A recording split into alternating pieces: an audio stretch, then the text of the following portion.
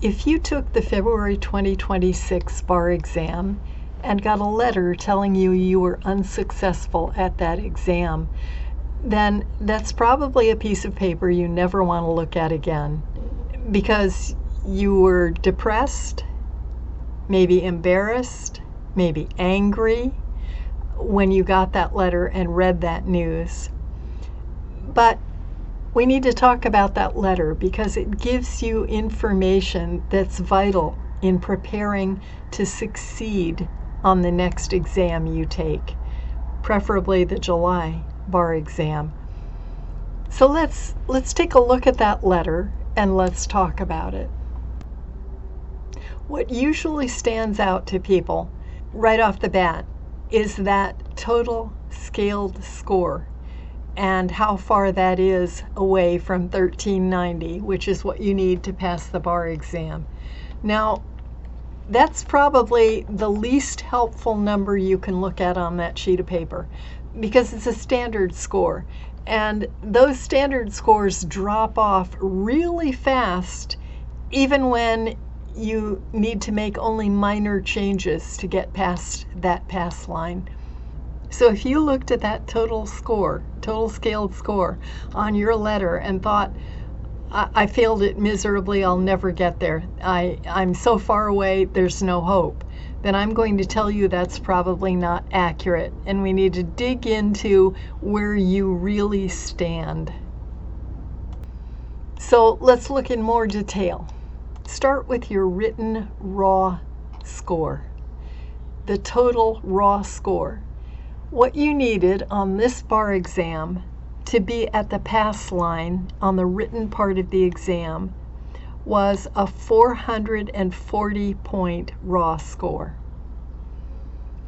That means the total number of points across the 5 essays and the PT, which of course is weighted double, which means you needed to average 62.9 points on the essays and the PT.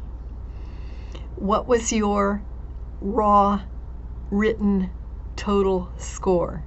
Subtract that from 440 and you'll know how many more points you needed across the entire written exam. That's the first number to look at.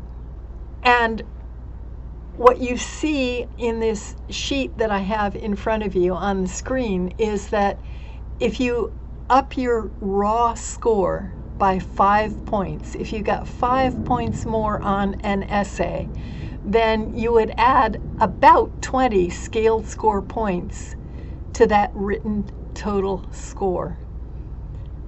So notice what a small change does to make a big change in that scaled score. Now look at your MBE scaled score. You don't get a raw score on the MBE. NCBE refuses to provide that.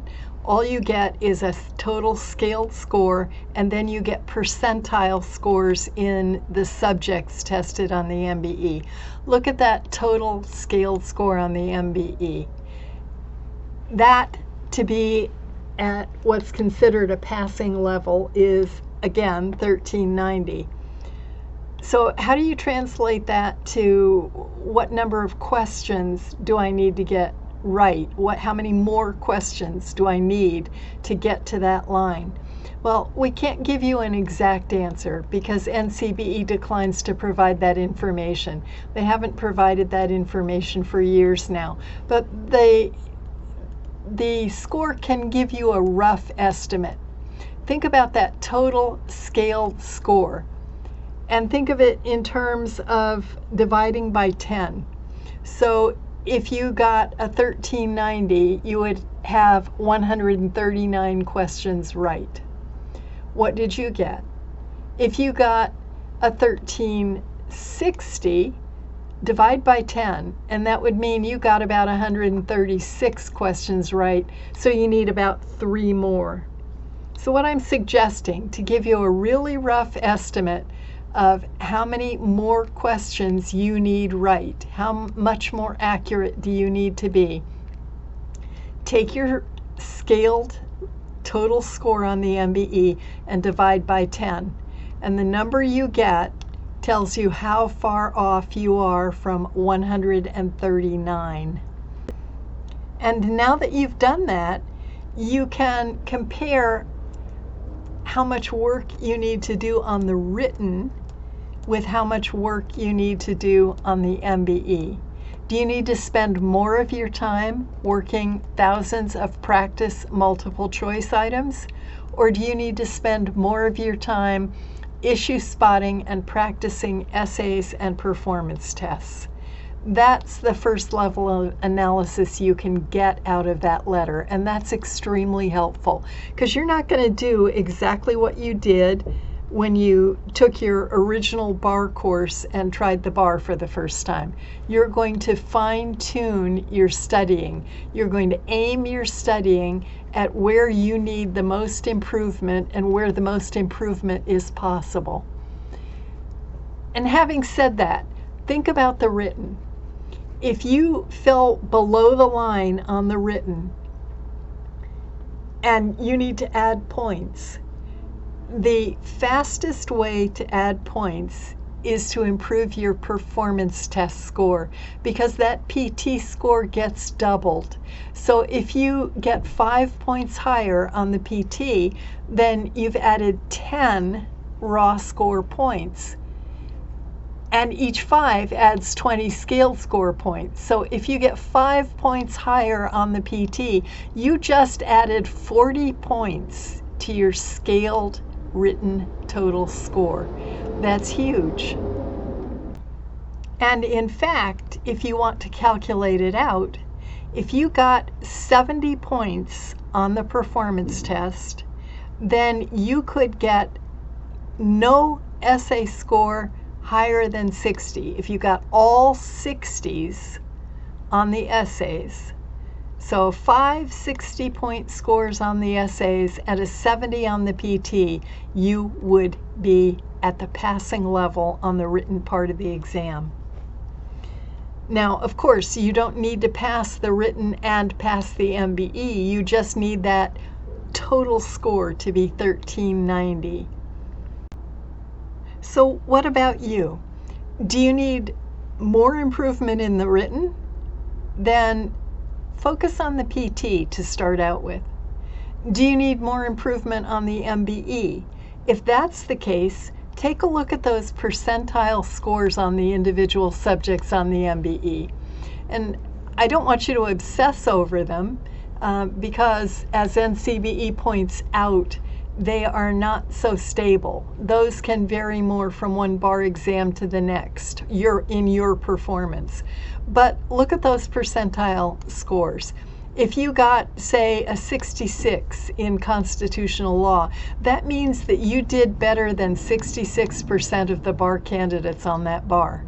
If you're down at a 29 in, say, contracts, that means that you did better than only about 29% of the bar candidates, and that's an area where you need to work more multiple choice practice questions to figure out what you need to do to raise that score in that subject.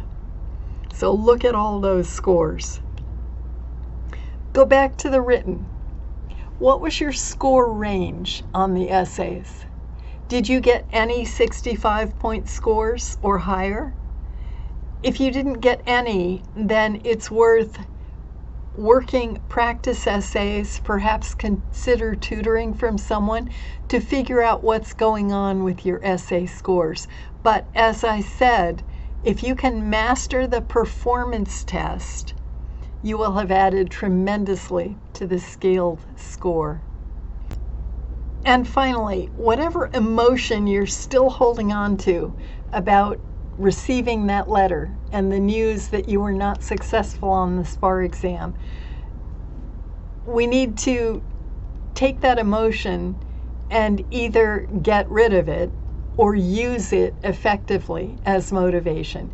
If you're angry, make sure that anger is directed outward and not inward to convince yourself that you're just stupid or an abject failure.